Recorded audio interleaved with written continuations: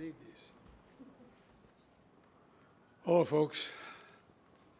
Mr. Prime Minister, we've been in close touch since the moment you came into office. Please sit down, I'm sorry. Since you came into office, and we've met all around the world. And now it's wonderful to have you by my side here at the White House, and as we advance our alliance even more than has already been advanced. It's strong now, it's getting stronger. Before I get to the progress Australia and the United States have made today, I want to say just a very few words about the situation in the Middle East.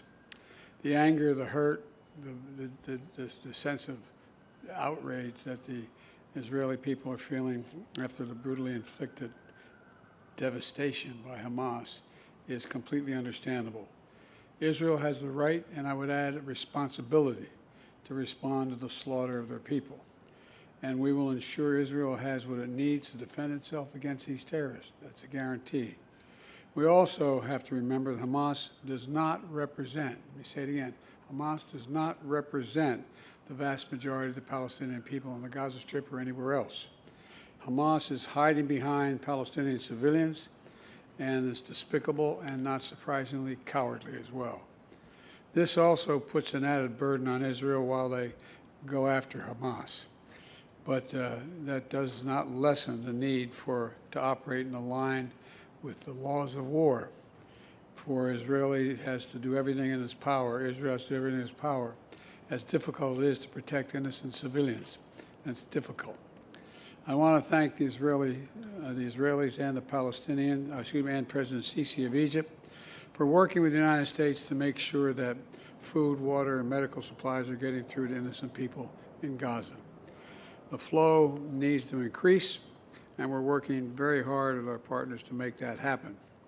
We're also working around the clock together with our partners in the region to secure the release of hostages, and including American citizens left behind and held by Hamas, and the safe passage of foreign nationals out of Gaza, not just Americans, but Australians and a whole range of people who are trapped in Gaza. I also want to take a moment to look ahead toward the future that we seek. Israelis and Palestinians equally deserve to live side by side in safety, dignity, and peace. There's no going back to the status quo as it stood on October the 6th. That means ensuring Hamas can no longer terrorize Israel and use Palestinian civilians as human shields. It also means that when this crisis is over, there has to be a vision of what comes next. And in our view, it has to be a two-state solution. It means a concentrated effort from all the parties, Israelis, Palestinians, regional partners, global leaders, to put us on a path toward peace. In the past few weeks, I've spoken to leaders throughout the region, including King Abdullah of Jordan, President Sisi of Egypt, President Abbas of the Palestinian Authority, and just yesterday with the Crown Prince of Saudi Arabia, about making sure there's real hope in the region for a better future, about the need, and I mean this sincerely, about the need to work toward a greater integration for Israel, while insisting that the aspirations of the Palestinian people will be part of that future as well. I'm convinced one of the reasons Hamas attacked when they did, I have no proof of this, just my instinct tells me, is because of the progress we were making towards regional integration for Israel and regional integration overall. And we can't leave that work behind. And one more word on this. I continue to be alarmed about extremist settlers attacking Palestinians in the West Bank, that pouring gasoline on fire is what it's like. This was a deal. The deal was made, and they're attacking Palestinians in places that they're entitled to be. And it has to stop. They have to be held accountable, and it has to stop now. Mr. Prime Minister, I want to thank you for your partnership and your friendship, quite frankly, during this difficult hour. Over the past few weeks and for many months before, we've seen each other, and we've seen our alliance grow more critical than ever. And we need to continue to make this important progress. In our discussions today, we've done just that. First, we're pioneering new advancements and innovations, deepening our cooperation in fields like biotechnology, advanced batteries, quantum computing, cybersecurity, and a lot more. We're also signing a new technology safeguards agreement to create more opportunities for American space companies to launch vehicles from Australia. And we've launched a new artificial intelligence initiative between our national laboratories to drive revolutionary and responsible research on humanity's biggest challenges: fighting hunger, curbing pandemics, predicting natural disasters, and ending cancer. As we know, as a matter of fact, both of our wives are over at the Cancer Institute right now, and so much more. Second, we're accelerating action on climate change. I thought we had a very good meeting this morning and with Secretary Kerry and your team, and we're all together on that. In May, we established the Climate Critical Minerals and Clean Energy Compact to elevate our climate cooperation alongside our defense and economic cooperation. And we're already beginning to see the impacts. We've created a Critical Minerals Task Force to build secure critical mineral supply chains. We're also investing in sustainable infrastructure in the Pacific Islands, including $65 million for a subsea communication cable to boost connectivity in the region. And we're modernizing funding for small and medium-sized businesses across the Indo-Pacific to help the transition to clean energy. And finally, the alliance between Australia and the United States is an anchor. And I believe this from every fiber of my being, an anchor to peace and prosperity in the Indo-Pacific and, quite frankly, around the world. We see this through our work of the Quad partners, India and Japan, to ensure the Indo-Pacific remains free, open, prosperous, and secure.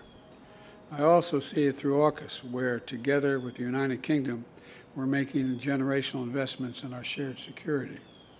Last week, I sent Congress a budget request with commitments to boost our submarine production and maintenance capacity here in the United States. And I want to thank you, Mr. Prime Minister, for the historic investments Australia has made to strengthen the submarine industry base as well. Democrats and Republicans alike understand the strategic value AUKUS brings to our nations, and I urge Congress to pass our AUKUS legislation this year. We also see the strength of our alliance and our unwavering support for Ukraine, both countries, as it defends its sovereignty against Putin's brutality and aggression. Australia is a critical partner, together with the United States and 50 other nations. 50 other nations we've been able to put together, all doing our part to support Ukraine. And I want to thank you, Mr. Prime Minister, for the new package of military aid you recently announced, it's for Ukraine. Look, Australia and the United States also share, in my view, a commitment to upholding international rules of the road, including freedom of navigation. Just this past week, the PRC vessels acted dangerously and unlawfully as our Philippine friends conducted a routine resupply mission within their own exclusive economic zone in the South China Sea. I want to be clear. I want to be very clear. The United States defense commitment to the Philippines is ironclad. The United States defense agreement with the Philippines is ironclad. Any attack on the Filipino aircraft vessels or armed forces will invoke our mutual defense treaty with the Philippines. And Mr. Prime Minister, today we renewed our commitment to defend the values that are at the heart of this alliance. And we continue to stand as one to forge a better future for both of us and all the region. So I want to thank you again for being here.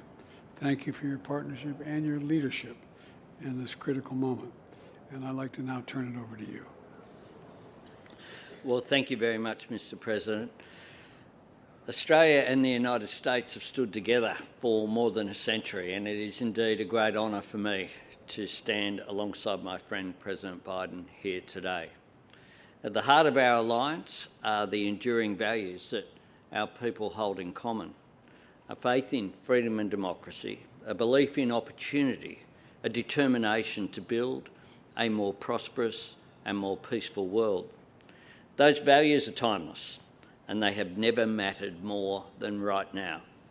That's why the relationship between Australia and the United States has never been more important. And of course, it has never been stronger than it is right now. We work together to promote peace and security across the Indo-Pacific, to uphold the stability which has generated unprecedented economic opportunity for the nations and the people of our region. For Australia, this is about investing in our capability and investing in our relationships. Today, President Biden and I discussed the progress being made on Australia's acquisition of nuclear-powered, conventionally armed submarines, which we announced with Prime Minister Rishi Sunak in March in San Diego. We are conscious that this is only the second time in history that the United States has shared this technology. And this fact speaks to the deep trust of our alliance and the significance of the challenge that we face together. Australia appreciates the administration's efforts to operationalise AUKUS and work with Congress to pass the legislation needed to realise our AUKUS ambitions. And I certainly appreciate once again, Mr. President, your call for this legislation to be passed this year. AUKUS will drive innovation and cooperation to provide the United States, Australia and the United Kingdom with improved capability to help secure peace and stability in the Indo-Pacific. Our cooperation is already unlocking transformative opportunities for jobs and skills and research, from Virginia to South Australia to Western Australia. Australia and the US have a strong and growing partnership in new technology, from medical research to AI. And I join President Biden in welcoming Microsoft's $5 billion additional investment in Australia, which we announced this week here in Washington. The President and I agree that innovation is vital to addressing the environmental challenge of climate change and seizing the economic opportunities of clean energy. The Climate, Critical Minerals and Clean Energy Transformation Compact that we signed in May in Hiroshima is very much central to this.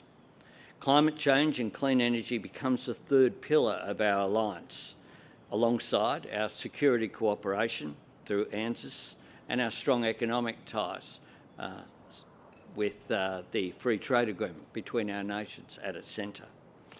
The compact lays the foundation for our two countries to advance climate and clean energy action this decade, both at home and globally. Today we agreed new measures under the compact to support our energy transition, including the establishment of an Australia and US Clean Energy Industry Council comprised of business and public finance leaders to advise government on clean energy industry development and cooperation. We're working closely with the United States to build end-to-end sustainable, reliable and transparent supply chains for critical minerals. Of course, Australia has abundant supplies of these critical minerals that will drive our economies throughout this century: lithium, cobalt, copper, vanadium and rare earths. We want to connect that with American markets, investors and technology in a way that creates new jobs and opportunities for industry and workers in both of our nations. Cheaper, cleaner energy will reduce costs for households, but it will also power a new generation of manufacturing. Our alliance is also delivering for the Indo-Pacific region bilaterally and increasingly with our partners in the Quad. Australia and America are supporting the connectivity of the region, and today we announced the new funding for subsea cables in the Pacific, further support for infrastructure development, including efforts to increase the Pacific's access to financing, and that we'll work together through a new Pacific Banking Forum to ensure that our friends in the Pacific maintain access to the global financial system. Today we also discussed our joint position opposing Russia's illegal and immoral invasion of Ukraine. Australia stands with Ukraine, and President Biden welcomed the package of further assistance that I announced yesterday. This will provide Ukraine with additional military assistance, utilising the innovative technology that's produced by Australia's defence industry partners. Finally, of course, last night and again today, we spoke about the situation in Israel and Gaza. Australia unequivocally condemns the terrorism of Hamas. We grieve for the loss of every innocent life, whether that be Israeli or Palestinian. In times of crisis, respect for international humanitarian law is paramount. It is a recognition of our common humanity, and I commend the President for his leadership that he has shown in the example that he has set. Today I announced that Australia will provide an additional $15 million in humanitarian assistance for civilians in Gaza. This adds to the $10 million Australia has already committed and will help deliver life-saving assistance such as emergency water and medical services. The friendship between Australia and the United States was forged in hard times. We've served and sacrificed together in the cause of peace. We've helped each other through natural disasters. Australians and Americans share a rich history, but we always have our eye on the future.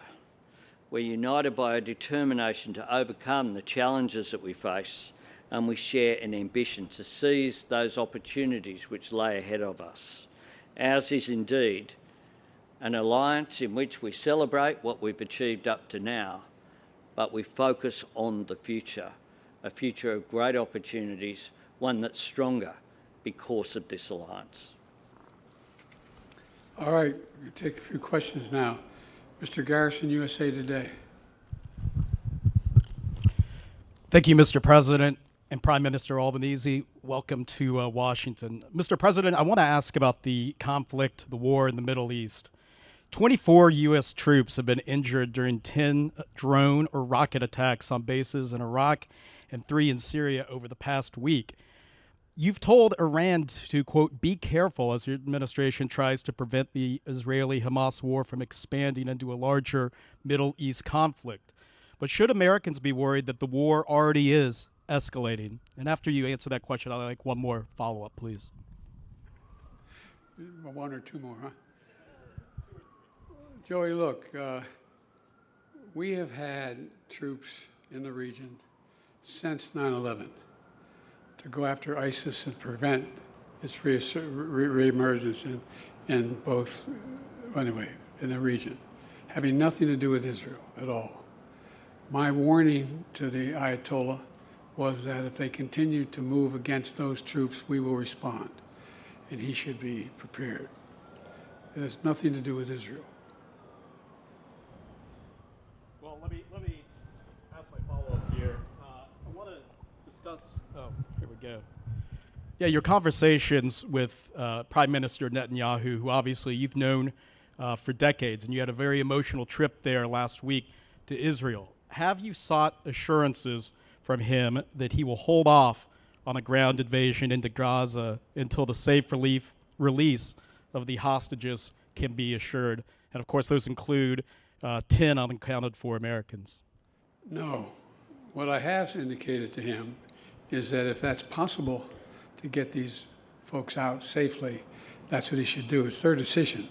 But I did not demand it. I pointed out to him, if it's real, it should be done.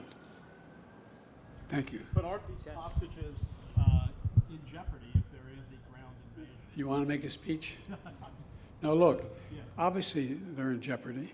The question is whether or not there's any way of getting them out. If we can get them out, we should get them out. Prime Minister Albanese, and welcome again to Washington. President Biden canceled his May trip to Australia because of debt ceiling talks in Congress to avoid a first ever default here in the U.S. More recently, congressional action has stalled as House Republicans try to pick a speaker. However, it does appear, since we've been out here, that the House has elected a Congressman, Mike Johnson from Louisiana, to that role.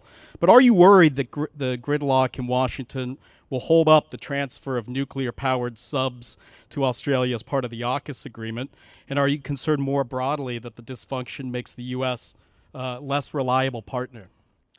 I regard the United States as a very reliable partner, and I regard the relationship that I have with the President as second to none of the relationships that I have around the world, or indeed domestically for that matter.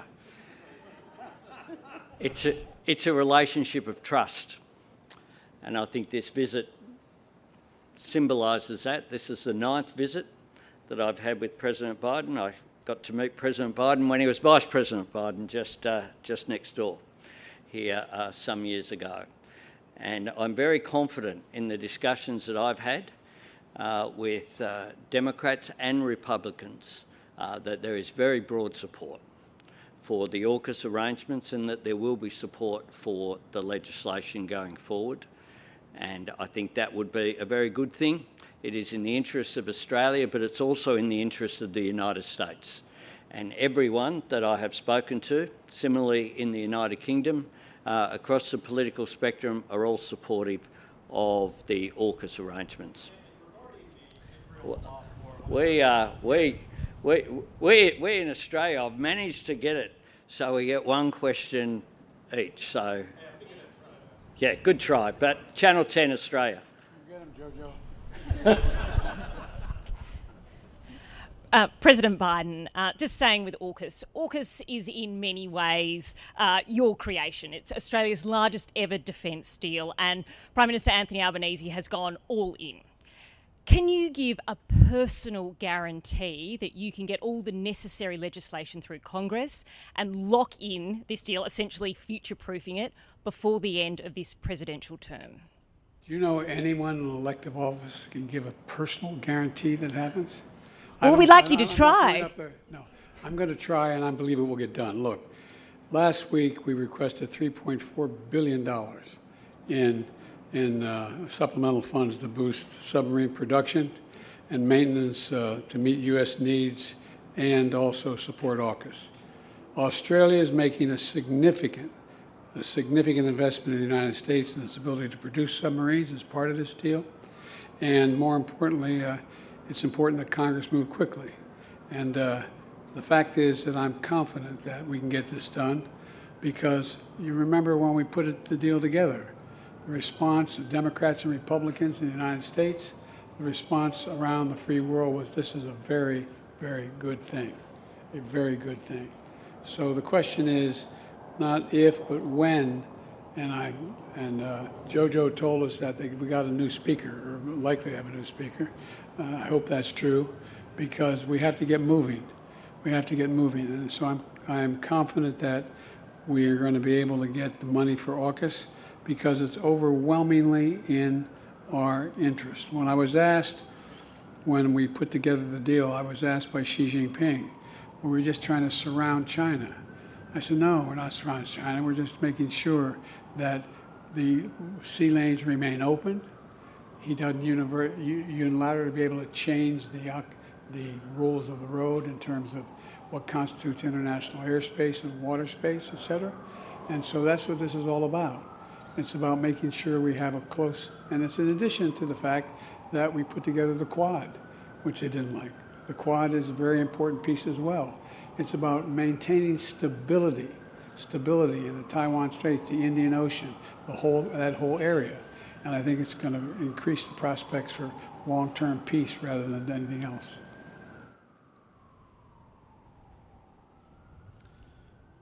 Oh, I get that. I get that. Okay. PBS, Ms. Lopez. Mr. President, thank you. If I may, I have a breaking news question and then an Israel one. First, after 22 days, House Republicans just elected Mike Johnson of Louisiana as the Speaker of the House. Johnson advocated conspiracy theories about voting machines and a rigged election in 2020. He encouraged his colleagues to join a lawsuit to invalidate the results of 4 states. So if you win re-election in 2024, are you worried that a Speaker Johnson would again attempt to overturn the election? No. Why not? Because he can't. Look, just like I was not worried that the last guy would be able to overturn the election. They had about 60 lawsuits and all the way to the Supreme Court, and every time they lost. I understand the Constitution. If I may very quickly, in the 18 days since Hamas killed 1,400 Israelis, the Hamas-controlled Gaza Health Ministry says Israeli forces have killed over 6,000 Palestinians, including 2,700 children. You've previously asked Netanyahu to minimize civilian casualties. Do these numbers say to you that he is ignoring that message? What they say to me is I have no notion that the Palestinians are telling the truth about how many people are killed. I'm sure innocents have been killed. And it's the price of waging a war. I think we should be incredibly careful. I think not we, the Israelis should be incredibly careful to be sure that they're focusing on going after the folks that are propagating this war against Israel. And it's against their interest when that doesn't happen. But I have no confidence in the number that the Palestinians are using. Thank you, Mr. President. Prime Minister, Albanese. You're traveling to China early next month. President Biden has said China should expect, quote, extreme competition from the United States. Do you support extreme competition with China, and what does that look like for you? Well, we have strategic competition in our region. That's a fact that we are living with. The relationship with China is one where the principle that I bring to it is to cooperate where we can, disagree where we must, but engage in our national interest.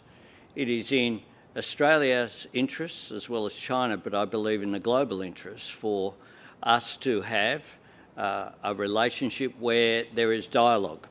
And hence I welcome the fact that I have been invited to China. I'll be travelling at the same time as we will commemorate 50 years since the first visit by an Australian Prime Minister, Gough Whitlam, to China in a short period of time now. And I think that is a positive thing. It is good that various senior representatives in the US administration have had meetings with their Chinese counterparts in recent times because dialogue is always a good thing. Through dialogue comes understanding and comes a diffusion of tension. We want a peaceful and secure region, but we want one as well that's based upon the rule of law and where national sovereignty, including issues such as the South China Sea and the right of passage in that important waterway there, the East China Sea, the Taiwan Straits, is respected. And that is Australia's position. We cooperate very much with the United States on those matters and on others, but I look forward to a constructive dialogue when I visit Shanghai and Beijing. Extreme competition was not conflict. Read the whole paragraph. I talked about we're going to compete with China on every way according to the international rules, economically, politically, and other ways, but I'm not looking for conflict. Jeff. Yeah, Jeff Chambers from The Australian. President Biden, as mentioned, Prime Minister Albanese flies to Beijing next Saturday to meet the Chinese President and Premier. Your administration has raised deep concerns over a very long period of time about the Chinese Communist government's aggressive coercion and intimidation tactics, maritime claims in the South China Sea, as we've seen with the situation with the Philippines, state-sponsored cyber attacks. Last week, we heard from the spy chiefs talking about theft of intellectual property on an industrial scale and obviously human rights abuses. What do you make of China's re-engagement with Australia? Can Australia trust Beijing? And can Australia do business with China? Trust but verify is the phrase. And look, China is having their own internal and external difficulties right now. China's economic growth is stagnant compared to what it was. China has engaged in activities that Russia and many other activities that others have engaged in terms of intimidation and dealing with other countries. But the fact is that I have met with Xi Jinping more than any other world leader has. I've had over 68 hours of private meetings, just he and I with simultaneous interpreters, starting back when I was vice president, because it wasn't appropriate for a president of the United States to be meeting with the vice president. So I traveled 17,000 miles with him. And I've subsequently, in addition to that 68 hours, I've also had another, they tell me they keep meticulous contact, another, I think, 12, 15 hours of discussions, just he and I. And I think that he is realizing that there are, for example, his Belt and Road Initiative. Well, we're going to compete on that, and we're doing it a different way. The Belt and Road Initiative has ended up debt in a noose for most of the people who have signed on. We are working with our G7 partners to provide infrastructure for the very nations that he's trying to deal with. We want to, for example, at the G20, we were able to act on a proposal I had to build a railroad all the way from Saudi Arabia, Israel, up through Greece, and then across not the railroad, but pipeline across the Mediterranean up into Europe. Pardon me? You're the reliable partner in terms of when you say you're going to deliver something, the US and its partners delivering. I hope not just me. I hope the United States is a reliable partner when we act. But it wasn't just the United States that agreed on that, because look, even to this day, when my discussions with the Saudis, the Crown Prince, was he wants to see a reconciliation take place. It's overwhelmingly in his interest. It's in Saudi's interest. It's the idea that you'd have the nations of the Middle East cooperating economically and politically changes the dynamic significantly. And so I just think that it is it's something that it's in everyone's interest, including long-term in China's interest. Prime Minister as well. Have you had a chance to speak to Benjamin Netanyahu? I know there's been efforts made. Obviously, the President was there in Israel last week. Are you still endeavouring to speak to the Israeli Prime Minister? I am. I have spoken with the Israeli ambassador on a number of occasions. We continue to, though we understand that obviously Mr. Netanyahu has pressures on, which at the top of the list is not the discussion with the Australian Prime Minister. We understand the pressures which are there, but we have a request for a calling. Thank you. Thank you.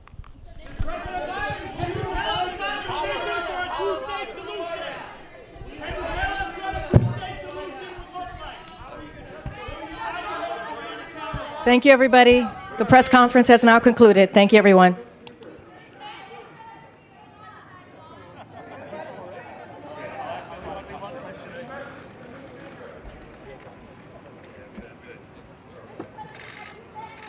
Joint projects announced today in mind-boggling solar, space,